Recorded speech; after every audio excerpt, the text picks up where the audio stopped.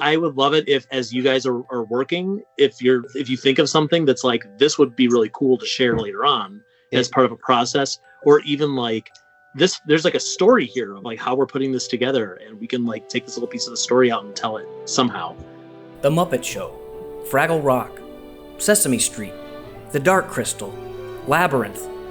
The characters and worlds brought to life under Jim Henson have inspired and influenced thousands of artists from all around the globe. Fan art of every single one of these beloved characters can be found all over the internet, but any true follower of the Frog knows the best place to see all of that is on the Muppet fan site, toughpigs.com. For its 20th anniversary, over 6 dozen artists, designers, and industry professionals came together to create the Great Muppet Mural, a truly massive gathering of over 270 characters, crowded within an amalgamation of iconic locations that took over 8 months to put together. But just how did this tremendous piece of art come together? You guys can edit this, right? Who contributed? That sounds like a really cool idea, and that I would really want to be a part of that. How easy was it to put together? And it only took about maybe a month. It'd be a documentary if it was easy! And why is there a documentary about it? We all have egos. We all have healthy egos. Not sure if you noticed, Dave. I'm Lucas Ross, and this is the making of The Great Muppet Mural. The Muppets have often represented a ragtag group of frogs, dogs, chickens, and whatevers coming together in a spirit of harmony. The Muppet fan community at large has embodied this extensive family trope as well, and among artists, it's no different. The Great Muppet Mural itself, however, found its initial spark when Muppet performer Bill Barretta and award-winning author-illustrator Gene Barretta invited 4 specific fan artists on their vodcast. You're listening to the Barretta Brothers, 2 of us. For best results, use both ears. Jamie Carroll, Stuart Reeves, Kenny Durkin, and Dave Holteen Jr. Which is a Dave Holteen with a little bit of extra. But you know what? They don't care. All had known each other to different extents previously, but it was an idea from Gene that got them to all first work together. I've done these drawing parties with other artists, and I'll just start a drawing, I'll email it to one of you, you add something, and we'll just go down the line over this weekend, and we'll post it. That is crazy how quick we all did that. Because we don't work quickly, none of us. We're like perfectionists. The true story is Gene contacted me and said, Danny Trejo's pulled out this week. He can't do the podcast till next week. Will you do the Barretta Brothers? After we did that, I kind of felt like we were this little clique, almost like a little fraternity. You immediately thought, what's the closest I could think to Danny Trejo? Get Dave, Jamie, Kenny, and Stuart on. The desire to do something else in a more encompassing way was something Jamie in particular was very interested in. It's very rare that we artists get to work with each other. Jamie had made several pitches to the small group before approaching the big guy himself. No, not him. Him. Sometimes I do feel very much like the Kermit of this ragtag group.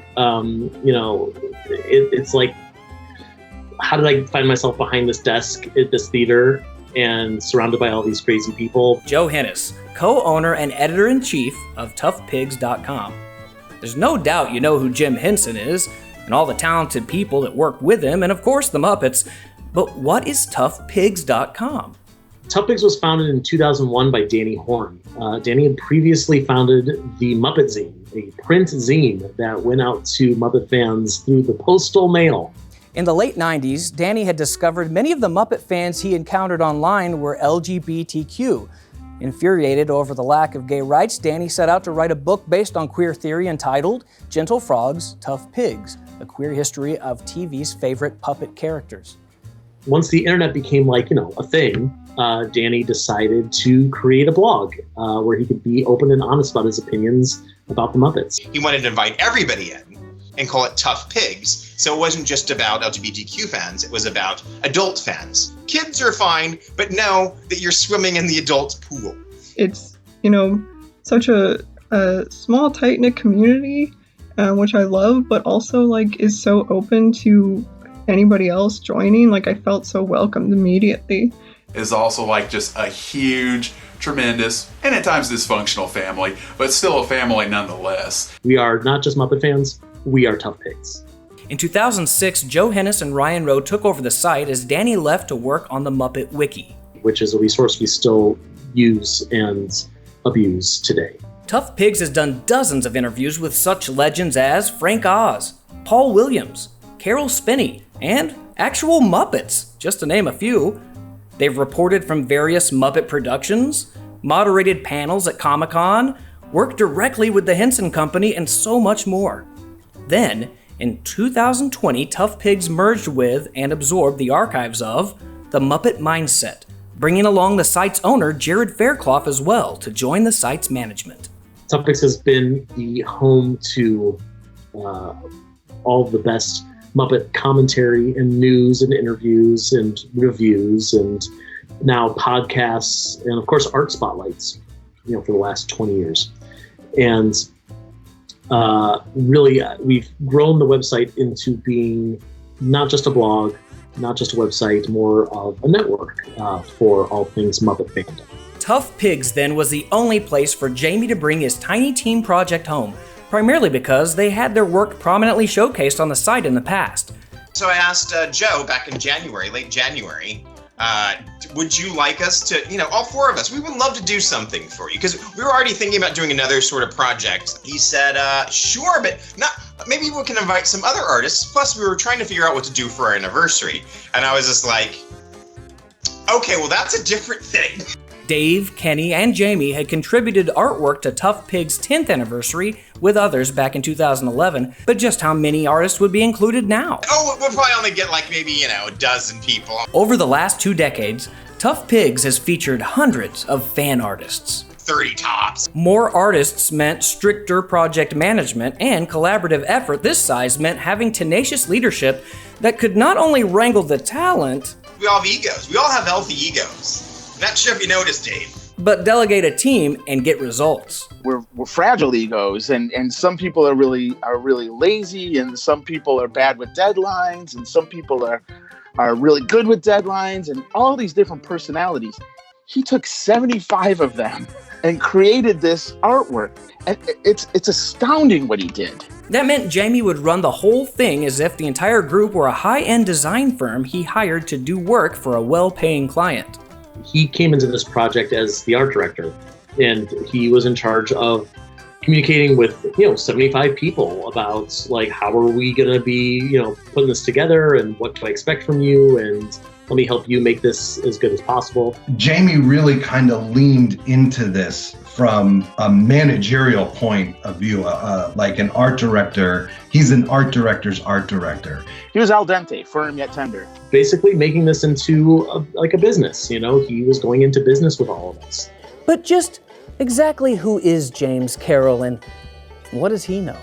I'm a free spirit, but come from conservatives in Texas. I had to learn how to do something. Jamie is certainly one of those artists who really captures the heart of the Muppets. Of everybody that I know online, I think I connect with his mindset the most. A lifelong fan, Jamie has had his hand in several major league Muppet projects, posters, apparel, site design, and most notably, the outstanding Palisade toy Muppet figures. Working for Palisades was one of my first jobs out of school doing really cool legit work. He's known for his unique work habits. Jamie can get dead set focused on something and also have ADD at the same time, which is these are two conflicting things. I don't know how you do that. Well, I'm crazy. He's crazy. I don't know when he sleeps. I don't sleep, Dave. I don't sleep. I don't know what he's on. I don't know. I'd like some of it. Knows how much Pro Plus, caffeine supplement that guy has. He can be intense. But ultimately, his work and work ethic is what really speaks for itself. And I got to see that Jamie, isn't just doing something because it's best for him. He's doing it best for the project, and he's best for me, even. Jamie Carroll is really good at his job. And with that, it was clear. Jamie was the right one for the job. And I was surprised he was giving me that kind of authority or responsibility. selfishly, I've been very happy that Jamie has taken so much of that off of my shoulders for this project in particular. With Joe giving the go-ahead to work on the mural and Jamie at the helm, it was time to bring on the rest of the principal design team. Kenny Durkin, Stuart Reeves, and Dave Holteen Jr. would serve as creative leads and assistant art director respectively, with Ryan Rowe also joining in on the conversation. I personally did not really contribute anything at all to the mural, but I was privy to the conversations. But there was definitely a lot of conversation happening. This was months and months and months of talking every single day about updates and what we're expecting from people and questions, and just letting you know what's happening in the back end, like making sure that not only do you know that things are actually happening, but that because we're keeping the conversation up, it's always going to be on the forefront of our minds. I got to really see him deal with, all these various crises and, triumphs that were happening as you guys were going through it. And it was really wonderful. None of this was done in a vacuum.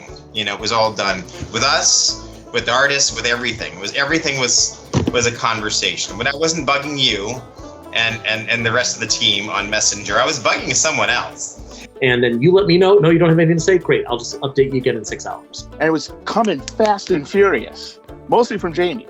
Waking up and going, Jamie sent us 20 messages. What is this? The team's main form of communication was Facebook Messenger, where nearly every update, move, thought, and point of contention was initially brought to light. That group chat, if we printed it out, would be thicker than a phone book. It was just too much. It was too much there. Jamie and Joe then set out to contact an initial group of artists who previously had had their work featured on Tough Pigs to gauge interest and invite them onto the project. The response was overwhelmingly positive, and everyone in the know was excited about the prospects of what was to come. Either it was going to be the biggest cluster ever, or it was going to be a stroke of genius. They sent me the list of all these characters, and it was like, I think it was almost 300 characters, and I was like, wow, that's crazy. Because I had no idea how many characters or how many artists were going to be a part of it at the beginning. Just the sheer caliber of talent going into this thing is what really blew me away. However, now the main team had to buckle down and get to work. We all met a lot. Jamie and I, we were on the phone probably once every 2 weeks. So stragglers, I guess we'll for most of them, if they're I guess we'll throw one at each, but hopefully it's not going to be more than a dozen. I don't know how we'll fit them. It won't be that much. I'm talking like it's going to be 3 or 4 people.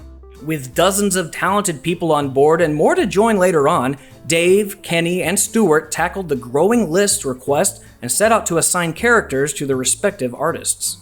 Stuart, Kenny, and I had a meeting that lasted over 2 hours where we were just trying to figure out who got what characters based on what they wanted and who we wanted to give certain characters to. And that was a lot of thanks to Kenny, his organizational skill. He really brought that to the table. And then we put it to Jamie, and not in a condescending way at all. He was like, this isn't going to work. And then I got them, and then you'd assigned over 200. And I was just like, oh God. And it was like a Sunday. And I'm like, oh, I guess I'm gonna have to murder some Muppets tonight.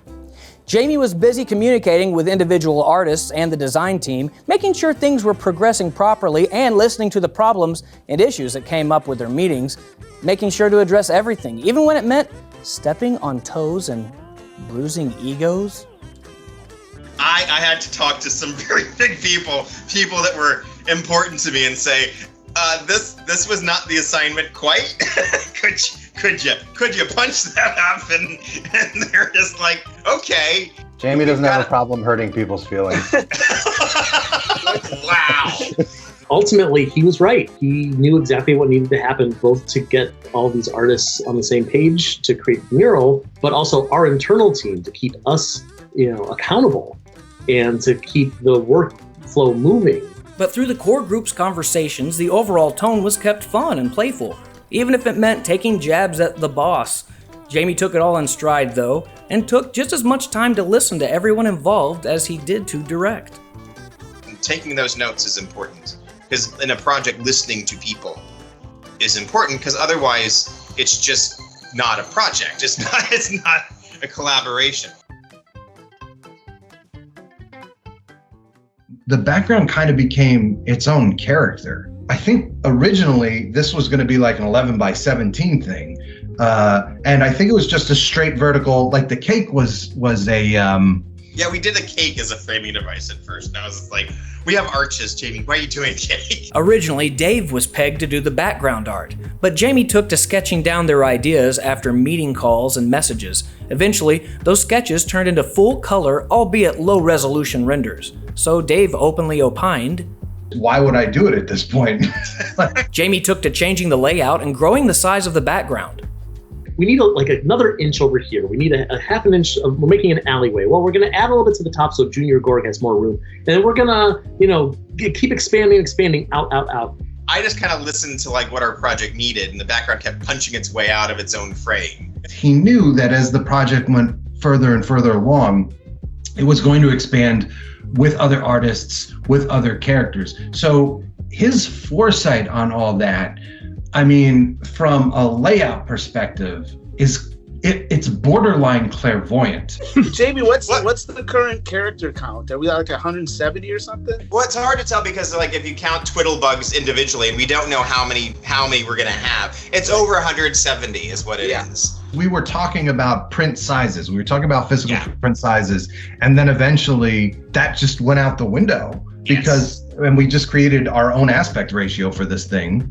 How long before you figure out somebody steals it and starts selling it on Redbubble? Oh God! That's why I've made it the way that it does. That's why I've laid it out this way because if someone really wants to, they will. It's gonna get stolen and printed. But it's gonna look ugly when they do, and it makes it weird for people to try to copy or put on a T-shirt. Because putting a little ribbon like that on a T-shirt or a coffee cup, good luck for that.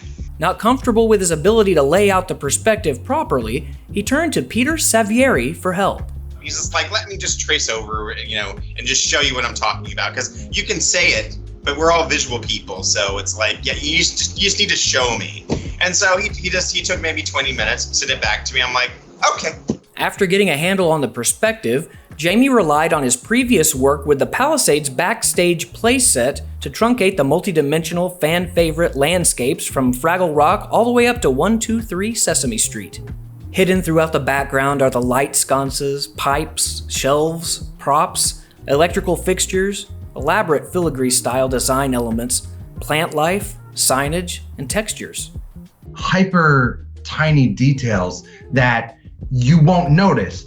But if they weren't there, you notice. Those sewing together the best parts that are most advantageous to us that's the way you put in together a background. It's a pastiche of ideas that were supposed to be there, but they got sewn together in a kind of way that seemed solid. That background was just phenomenal. But when all was said and done, despite all the heartache and confusion it brought, at least Jamie himself was pleased with his own background work. It's garbage and it makes me not be able to sleep at night, Dave.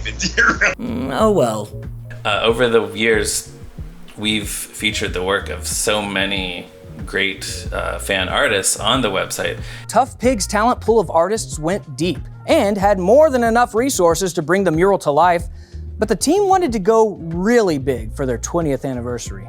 Since we were reaching out to every artist that we've ever worked with and every artist that we know, once you get beyond our friends, the people with who work with Tough Pigs, we get into the territory of people who we consider to be, Muppet royalty. And there's really no reason for us to not ask.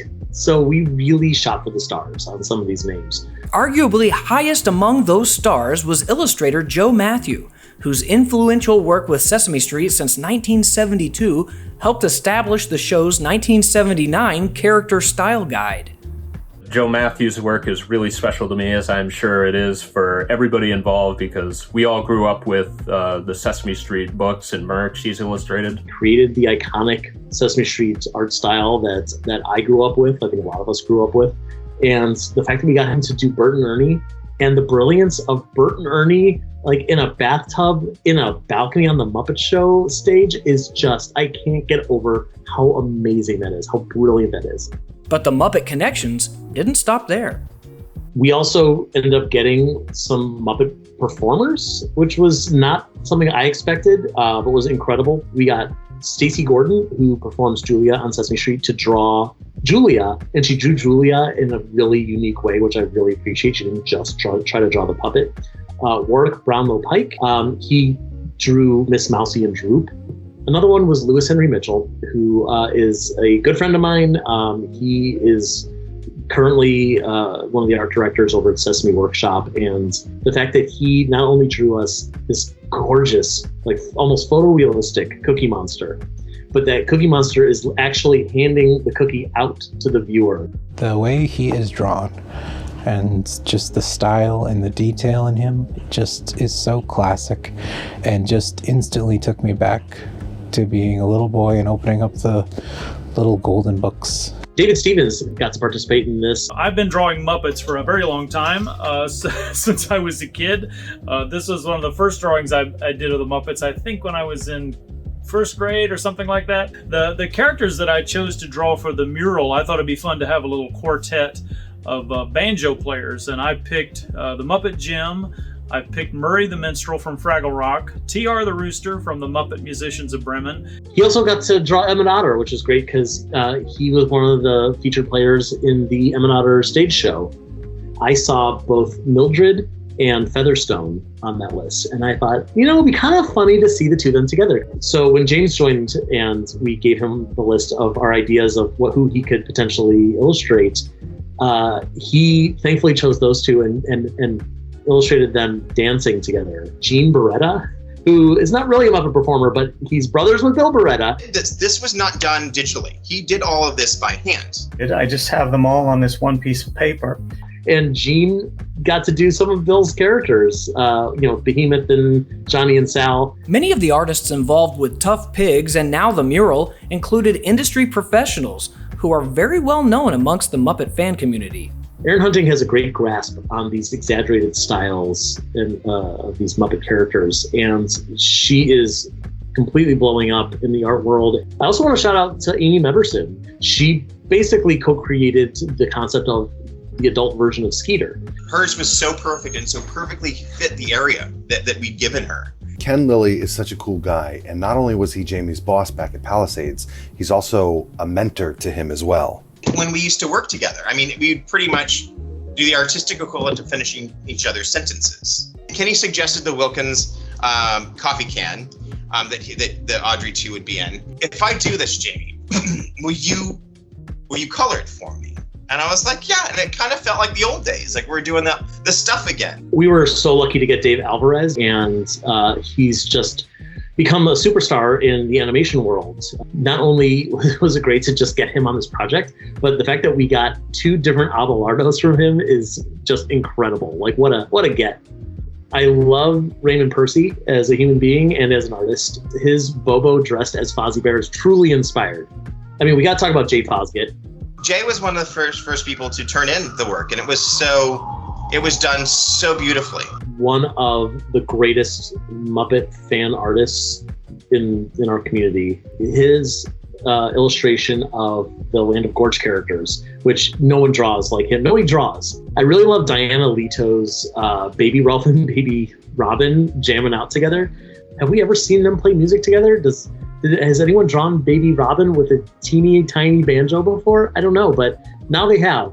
Peter Savieri came to our attention years ago because he draws Miss Piggy like no one else ever has and ever will. Peter Savieri was the first person we signed up, and I said, would you do this? And if you do, you're doing Miss Piggy. Tough Pigs also wanted to include its own artistically inclined active forum members and contributors as well, and carve out some space specifically for them. Tough Pigs writer Evan G. Did a few pieces that are just terrific, like Big Mean Carl and Bean Bunny.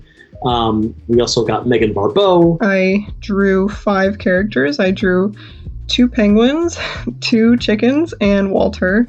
He's the definitive Muppet fan, who doesn't love Walter?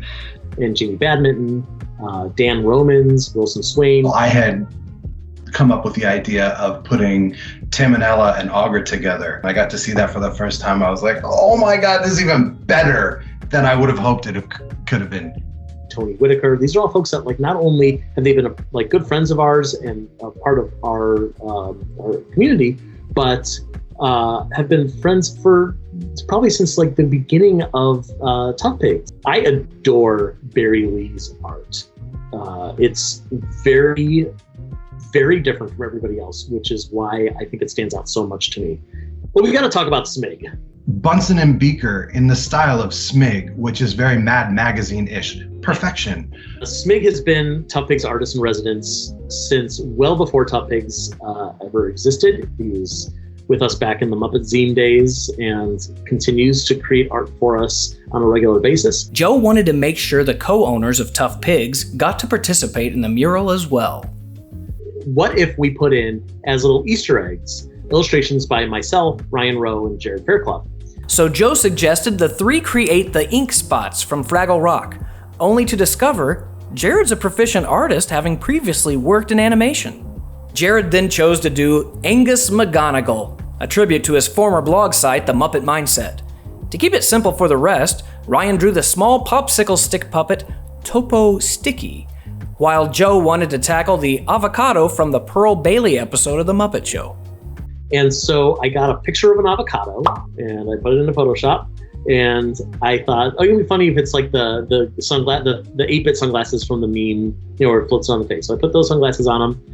And then I thought, what'd be funny is if I gave him human teeth. What'd be a really fun Easter egg is if it's Dave Goles' teeth. So with all the assets ready to go, the avocado looked great, right?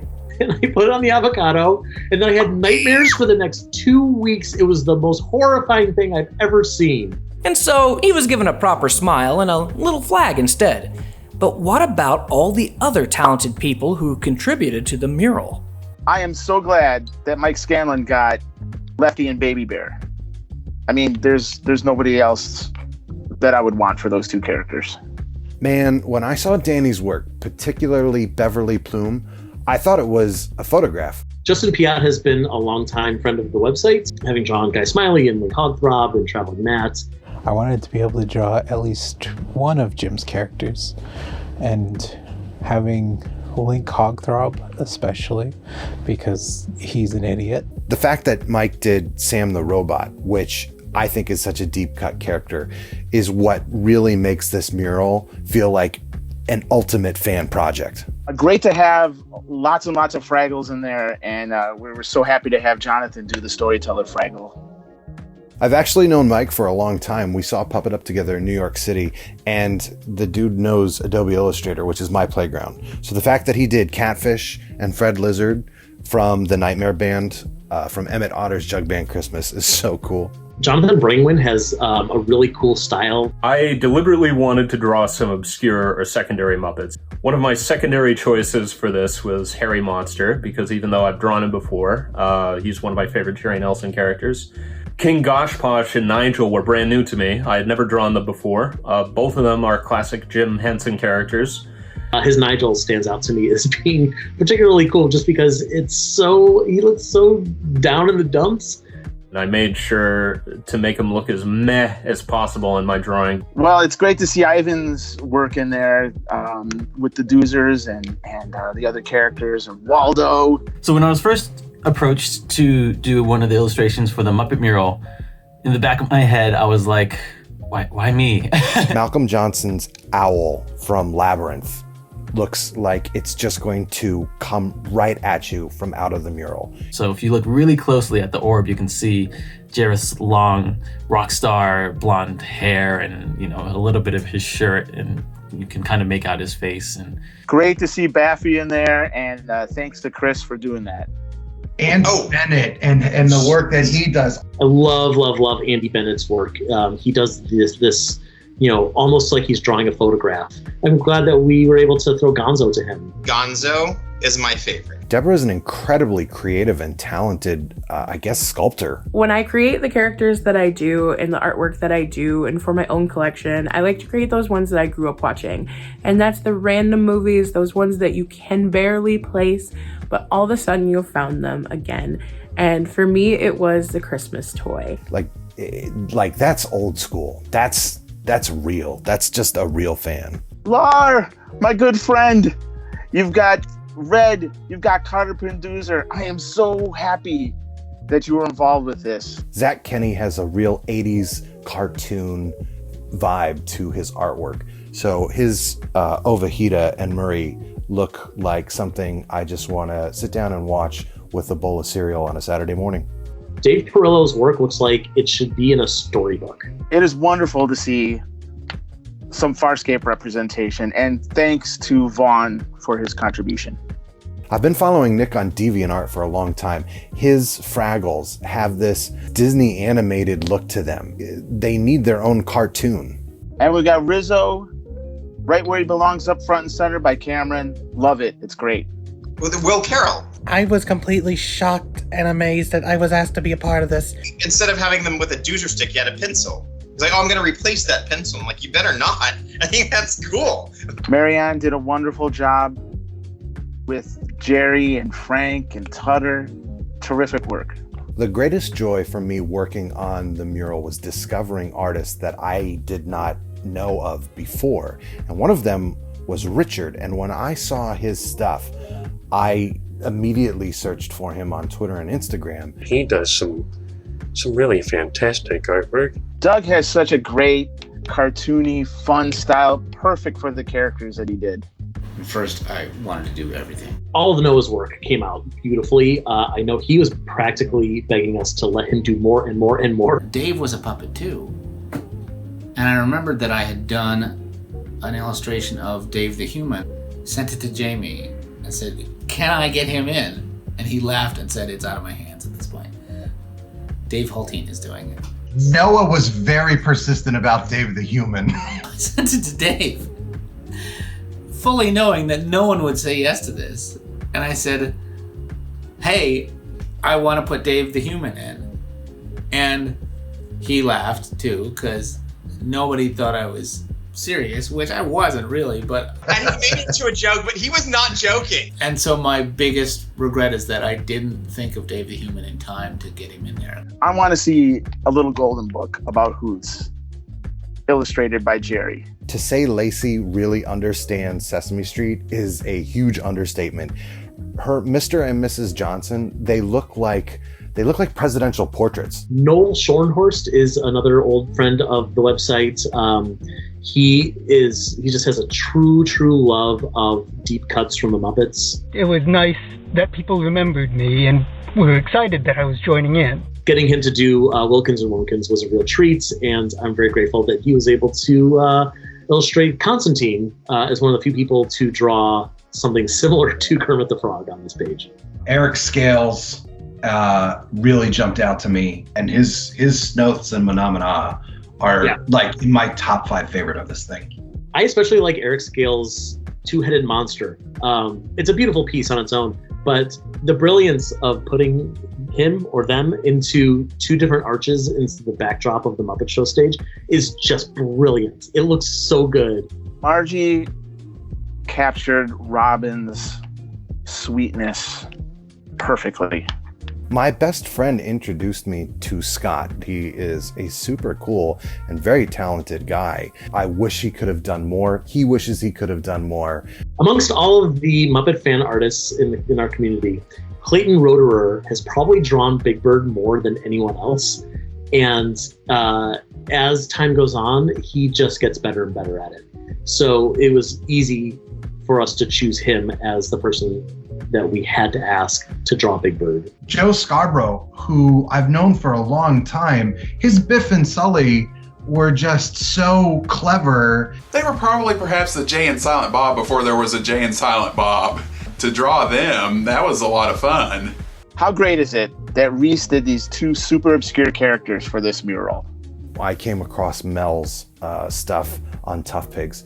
I just loved it so much, and I said, she's got to have Phil Van Neuter. I really appreciate Eric's work a lot. I think his Doctor Strangeborg is a standout, and I just think he's beautiful in an older pig kind of way. Dave Goelz himself once told me that the performers recognize Jesse as their penultimate fan. Seeing Grungetta by Sarah makes me so happy, which is hysterical because that would make Grungetta miserable. I felt there needed to be some type of cohesive glue to kind of bring everything together. And Eric did a whole bunch of rubber band men and women. I couldn't believe that I had been asked to be a part of something so huge. Toffee is another young Muppet fan artist, and I think her Annie suit came out gorgeously. Quentin's work is just so, I don't want to keep saying retro, but it's, I mean, I love vintage retro style. I was very much surprised that they were willing to bring me on to this very ambitious sort of collaboration they're doing. Ian Vazquez is another one of my favorite Muppet fan artists. He did a great job with Miss Finch and with Moki.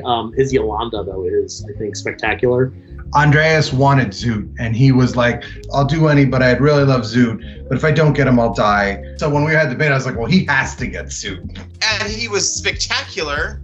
I love that one. Luke Flowers is, man. Luke Flowers is such a talent. Again, such a nice guy. I'm so grateful to know him. I've known Kevin for a while. He's actually helped me through some pretty big, heavy times. I was ready for the challenge when I was given the amazing Mumford, Zoe, and Hup. This is what real fans do together. They share, they create, and Kevin is just a wellspring of creative fun. Jamie saw Laszlo's gorgeous labyrinth illustrations, and he said, we have to get his art. Early on, the design team had favorites and visions for which artist should tackle which character. They all went to artists, or were chosen by artists that could not have messed them up if they tried. But who was going to get the frog? You know, when you think about, like, well, who's the iconic artist who could properly, give Kermit his due? The first person we all thought of, I think independently, everyone on the team thought of this, was Drew Struzan. Known for his iconic movie posters, Struzan was Jim Henson's go-to painter when it came to designing movie posters for the Muppets. But would a 20-year-old fan site be worthy of such a legend? And he sent us a nice note, politely declining, he just didn't have the time. The team held out for a while before getting word that Struzan would decline, but now they were left with finding the right fit later in the game than they had intended. And now, who are we going to ask? For Joe, the answer was obvious. So I reached out to Dave and Stuart and Kenny separately, privately, and I said, I have an idea. It made sense to the team that Jamie was the perfect fit for the job. And so it was a nice moment to be able to tell Jamie, we all talked, we agreed, we think you need to take on Kermit. I actually teared up a little bit, and then I was angry because I was like, this is the one character I didn't want to do because he's so hard. He's like, I'm doing all this work, and now I've got to do the main thing. It's like, that was so much pressure. Oh, that's amazing. Despite that added pressure, Jamie delivered a frog truly worthy of the mural's center stage. Kermit is a very spiritual character to Jamie. He is someone that I think Jamie even kind of tries to emulate his worldview. And one of the things that I love most about the Kermit in this mural, he's holding a pen. And it's sparkling, and like it's just like eschewing this good energy, this love, this positive kind of message that I really feel not only makes Kermit the reason for the centerpiece of the mural, but the reason that Jamie was the best person to do that. Dave Holteen Jr. is not only one of the great Muppet artists out there, but just as a graphic artist and illustrator in general, he's one of the best there is. The benefit of being the guy who places everything is that my characters appear in every section. Placing all the characters within the scene fell to assistant art director Dave Holteen Jr. But Jamie laid out a rough guide of where the characters could go, using clip art, old photos, and even action figure stand-ins. Ugliest thing I've ever seen. It was seen. the hottest, most beautiful mess you could ever see. But Dave found the massive setting difficult to manage perspectives and size relationships between the entire cast. Yeah, and I think that perspective did two things. I think it helped it a lot, and I think it complicated it a lot. Confounded by the spatial relationships, the team deferred to Noah Genix for consultation. I would show him some stuff every now and again. He's like, but you know, Big Bird is taller than Sweetums. He was like, I'm like, all of these are drawn in such weird styles that just trying to figure out what the heights are of these things, that has to go out the window. Between the preliminary guide and additional notes from the team, Dave got more and more comfortable with the background file. He created color-specific layers and groups for quick identification and kept a daily log of everything that was done. Things were finally moving smoothly until he was confronted with the most barren area, the front and center of the whole mural.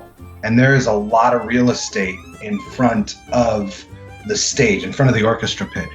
I was not getting the sizing right, and Jamie was like, you gotta fudge with them. You really gotta kind of cheat with them. To really test our friendship and to piss him off, I put the theater seats for Mystery Science Theater 3000 because I was like, this'll fix it.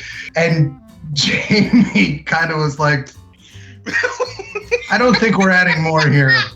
After Joel and the bots got the axe, Muppets began to really pile up everywhere. And even though Jamie had previously pushed the boundaries further and further before all the artists submitted their final work, space was at a premium.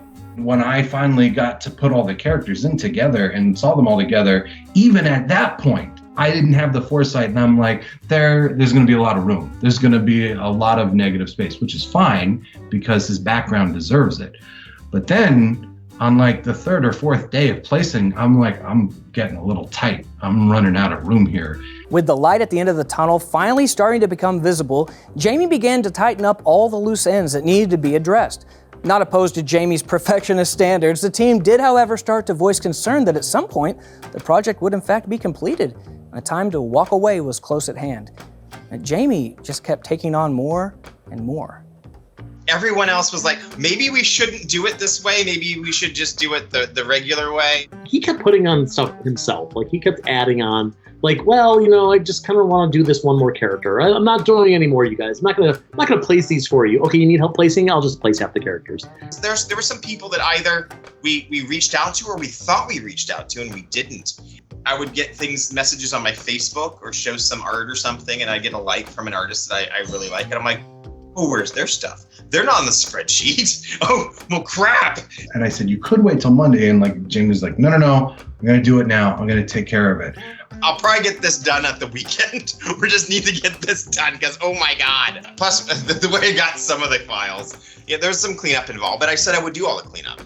You know, I said our team would do all the cleanup, which our team was just going to be me.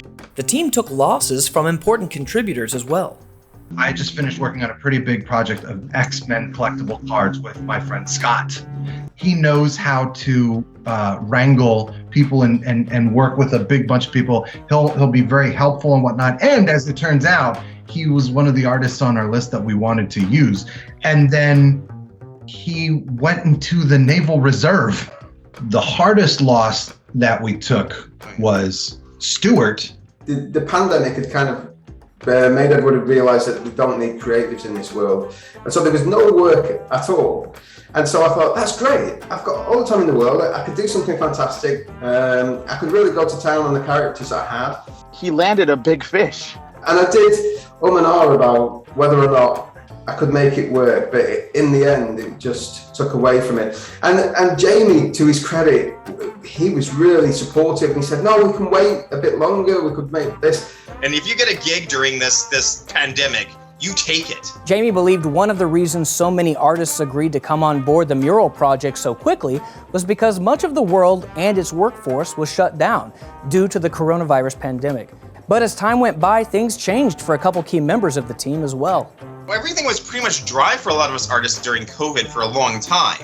So some people, like caricature artists like Kenny, got more work. My actual work queue started just exploding, and I was getting tons and tons and tons of work. I actually started to get more work freelance, and I got busy at my actual job that required me to spend extra time after hours to get stuff done. But my guilty conscience was like, this is what I'm doing. Well, you're not. With a project as large as the Great Muppet Mural, problems were bound to arise. What the team was not expecting were just how many hurdles they'd need to overcome, especially so close to the deadline. The final file ended up being close to 3 gigs. The file was so large that it was starting to cripple people's computers. It got so that even my behemoth of a computer was just like, yeah, no, you're gonna have to wait. The working Photoshop file shared between the team had to be saved as a PSB, known as a large document format. Eventually, multiple versions had to be created and moved between Dave and Jamie just to manage character placement properly. But sharing those files became its own problem. Oh my God, Dropbox. F***ing blows. I was so disappointed that we chose Dropbox of all the things. And Stuart said, do not use it. So then doing all this work and not getting any money, we both upgraded Dropbox just so that we would have the space to put this in there. And after a while, we were saving daily versions of the PSB. And at some point, you were like, we can't do that anymore. We have to clear them out. With everything finally in place, it was now crucial to make all the different artists' interpretations and variations in style look like they were supposed to all belong together.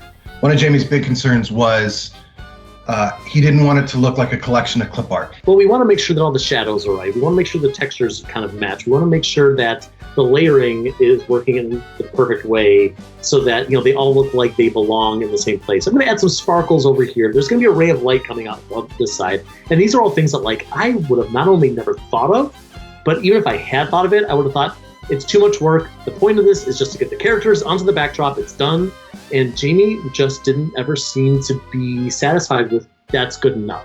Early on, it was very important to Joe to not overburden the legion of artists who were all working completely pro bono with too many restrictions or instructions on how they should submit their work. Because originally I had just this huge amount of directions, and Joe was just like, no.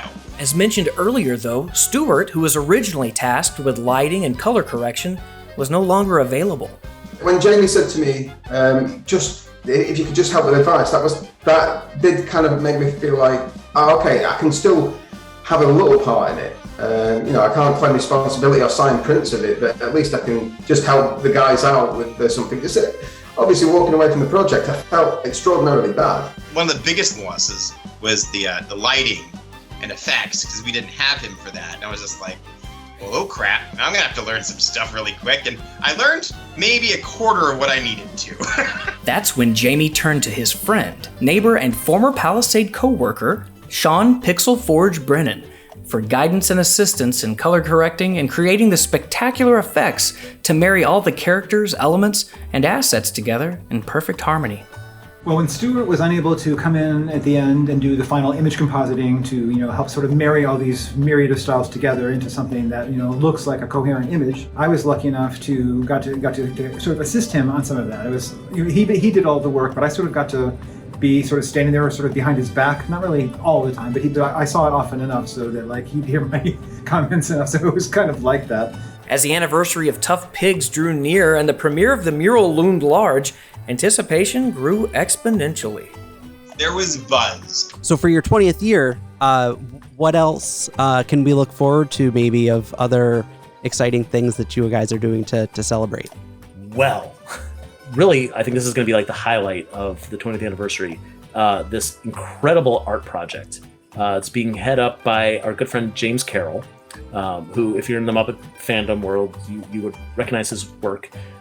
He designed the Muppetational Mosaic t-shirt, which is a picture of Kermit the Frog, Kermit's head, and then inside of Kermit is literally hundreds of drawings of different Muppets. You would probably recognize some of his other artwork. He's worked on a lot of Muppet licensed projects. Yeah, he was on the Palisades team way back. He's when. fantastic. Yeah. Super talented guy. So I was gonna say Palisades and and he is art directing a piece for us where we've recruited, I believe, around 70 Muppet fan artists who we have worked with over the years, or we just know, outside of the website. And James has created this amazing backdrop of the Muppet Theater and 123 Sesame Street and Fraggle Rock all kind of together in one image. And then we're having all these artists draw one or two Muppets that we're placing into the backdrop to make this epic Muppet mural. But one final problem that made the whole project feel almost cursed came after everything was finished.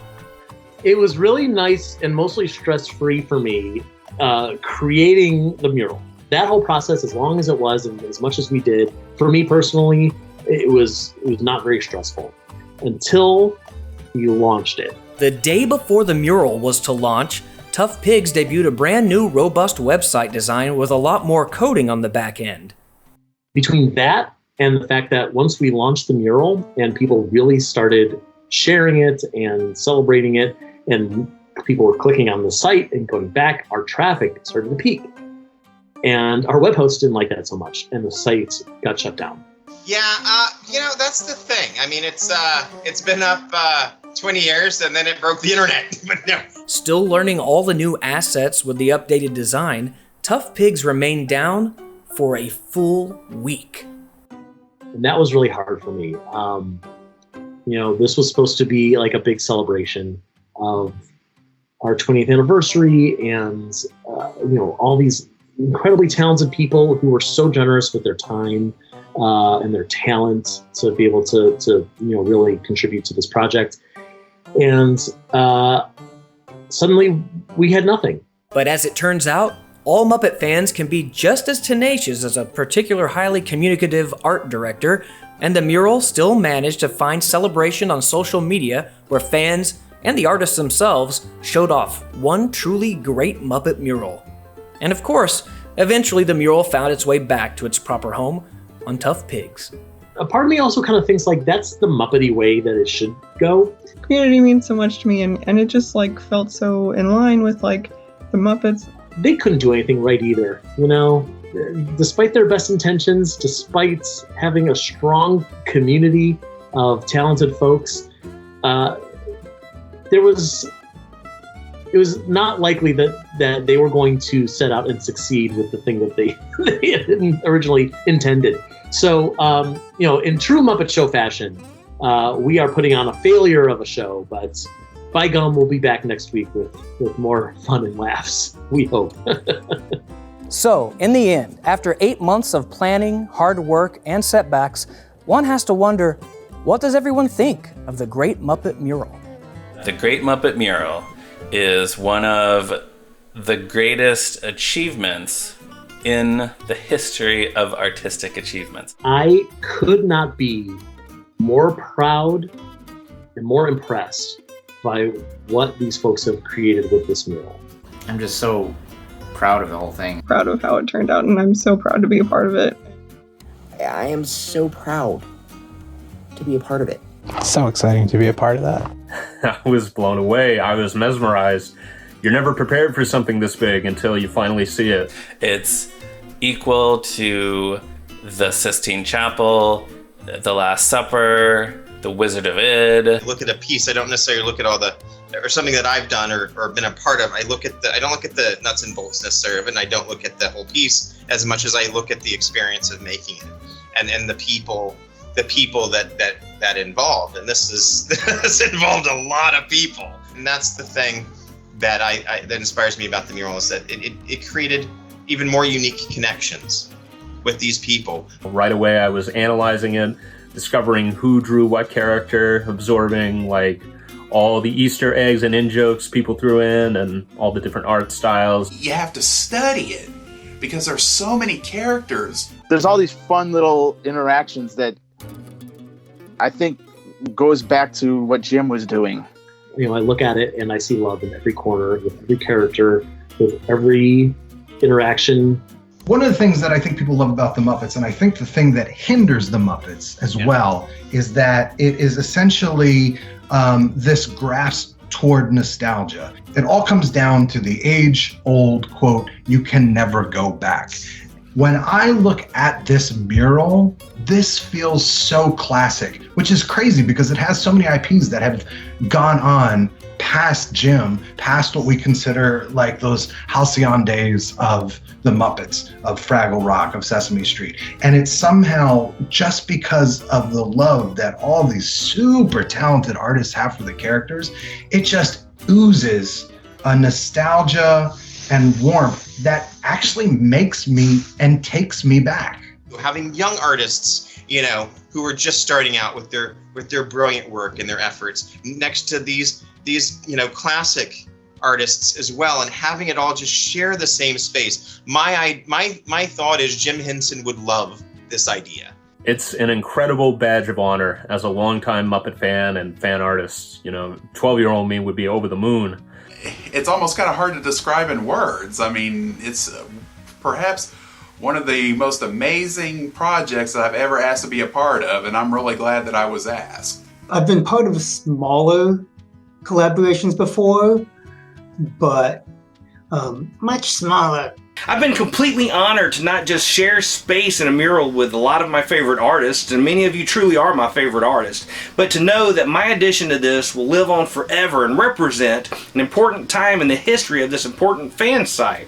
The final piece was absolutely incredible, and the way you guys put it together, just phenomenal. It was more than I imagined it to be, and they, you know, Kenny and Dave and Jamie just did an amazing job putting it all together. And I'm proud of what I drew, and they made it even better. Jamie Carroll and Dave Hultine and Kenny Durkin are all geniuses. And to wrangle that many egos, that many artists, and to come up with something that big, both you and him, I have no idea how the hell he did it. I love this mural.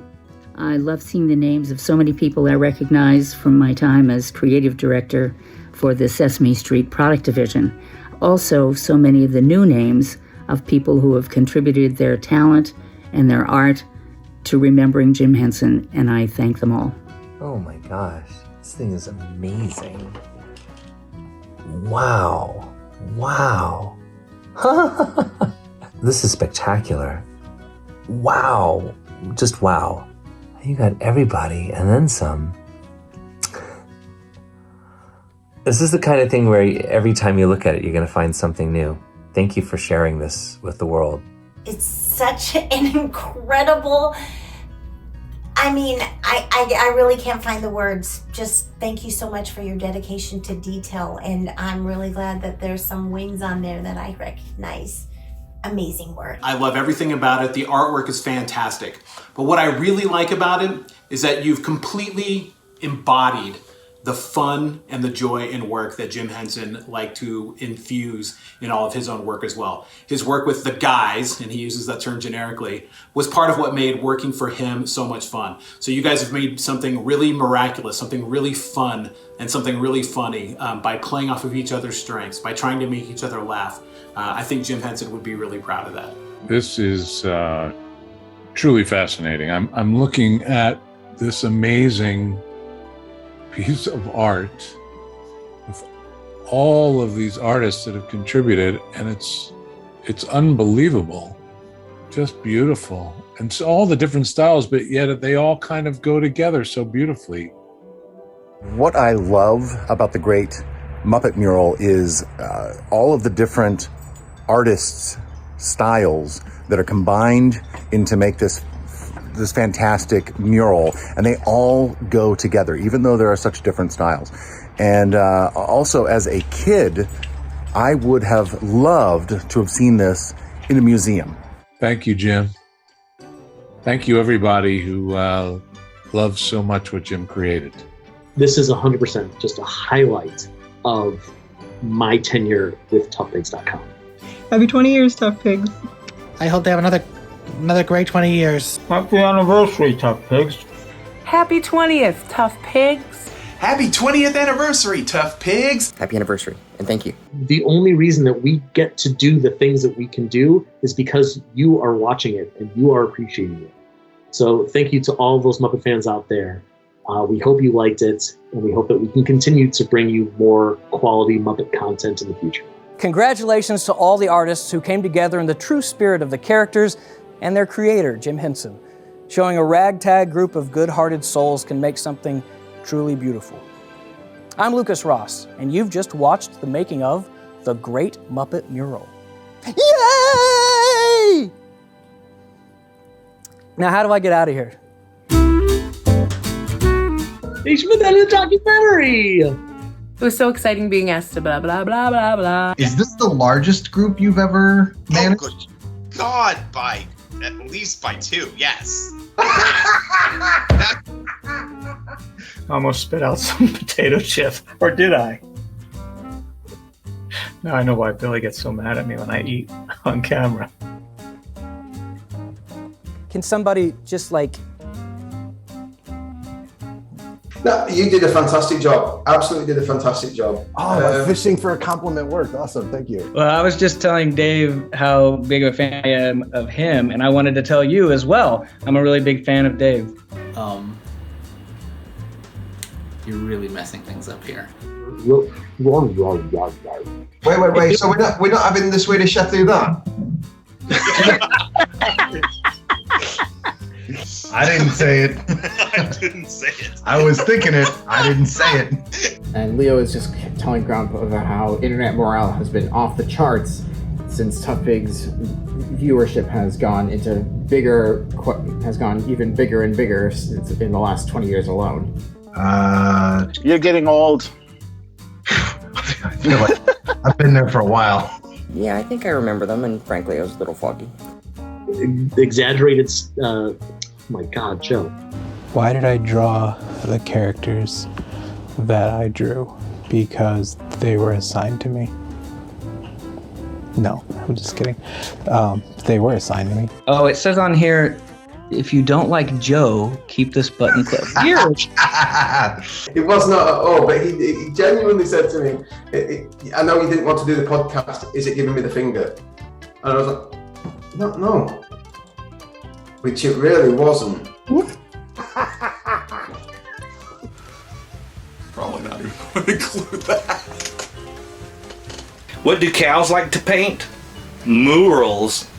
It was just really, really sweet. And I was like, oh, I'm old.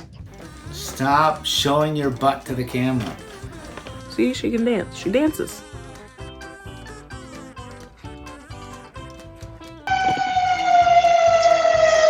They're not in a hurry. Chilling down with the blah. Jamie is actually texting me. I need to. Jamie's texting me now. Speak of the devil. Jamie's texting me.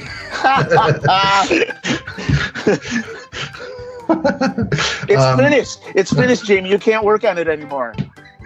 It's done. Hey. More and more, I'm like, he's so good for this because the gravitas you're giving this piece of documentary is so. No. With a project as large as the Great Muppet Mural, problems were bound to arise. What the team was not expecting were just how many hurdles they'd need to overcome, especially so close to the deadline. It's like a Dateline special on a Muppet picture. Isn't that what this is? Okay. Am I in trouble? Oh, yeah. Come and sit down, Kermit. We have some things we want to talk to you about. Oh, shit, are we recording this?